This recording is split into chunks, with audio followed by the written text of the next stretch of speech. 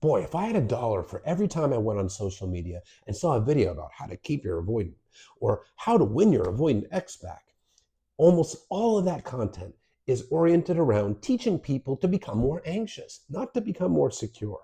It may claim that, but being more secure certainly isn't self abandoning. It certainly isn't walking on eggshells and tiptoeing very gently around what your needs are. It certainly isn't giving them endless space every time they want it when you need consistency and connection. It isn't about very carefully avoiding their triggers because they'll run away from the relationship if you phrase something in the wrong way. This content that teaches people to just need less, want less, accept less, and focus on the emotional safety of the avoidant is teaching people to self-abandon, is teaching people to become more anxious, to sacrifice their own needs and wants to win the validation of an emotionally unavailable person. Nothing about that is healthy. Of course, you should treat an avoidant with respect. You should treat any human being with respect. Of course, you should try to use non-confrontational language, the I feel statements instead of the you statements. But that aside, you should absolutely be direct with what your needs and feelings are. No tiptoeing around it. Let them know what your boundaries are. Stop trying to chase them and earn their love. Hold your limits, your boundaries. And that means the relationship ends or they don't come back. That's what it is. Because you are no longer abandoning yourself to try to win love from a person that doesn't even have the capacity to love you, not in a healthy way.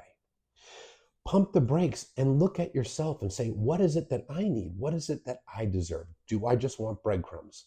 Because these videos, these creators are teaching you to accept breadcrumbs. They're teaching you to accept less, and they're reframing it as secure attachment because you're not being so needy. You're not just being so anxious. Human beings naturally want connection. They want love and validation and emotional safety within a relationship. Wanting that does not make you anxiously attached. What does make you anxiously attached is when you self-abandon to keep the person in the relationship, when you stop showing up for yourself and you're not holding any boundaries, which are your limits of what you'll allow, what you won't allow, what you'll tolerate, what you won't tolerate, what you'll subject yourself to.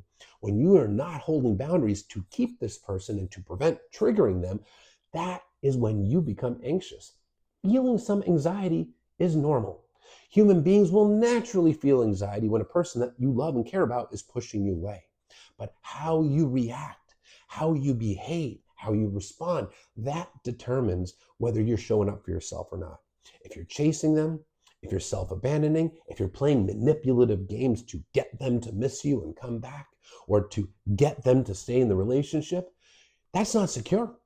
That is very anxious, because a secure person knows their worth and knows what they want and will not settle for less, no matter how much anxiety and heartache they feel. And they will hold their boundaries, because at the end of the day, your boundaries are ultimately what will get you to a secure, healthy relationship. If it's not with them, it'll be with somebody else. But you won't be wasting your time chasing the breadcrumbs or settling for the breadcrumbs of a person that's emotionally unavailable if you have boundaries. Your boundaries are your ultimate protector. Emotionally unavailable people cannot maintain relationships with people that have boundaries. They can't do it, because emotional availability requires the ability and the willingness to form a deep bond, deep love, and the ability and the willingness to empathize with your partner, to share their emotions. The whole thought process of how do my actions impact this person? If they are emotionally unavailable, they are inherently lacking empathy for their partner. And for their lacking empathy for their partner, do you think that boundaries are really going to work? No, boundaries are going to be triggering to a person that lacks empathy for you. So ask yourself, do you really want a partnership with a person that does not have any empathy for you or your needs? Is that what you deserve?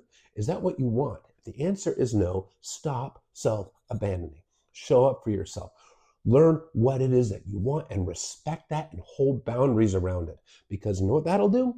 That will help you get to a relationship with somebody who is emotionally available. Doesn't mean perfect, just somebody who's available to form that connection, maintain that connection, and keep that connection with you. That's how you get there, not by wasting more time self-abandoning and settling for breadcrumbs. And stop listening to creators who tell you to do so, because they are not having your back.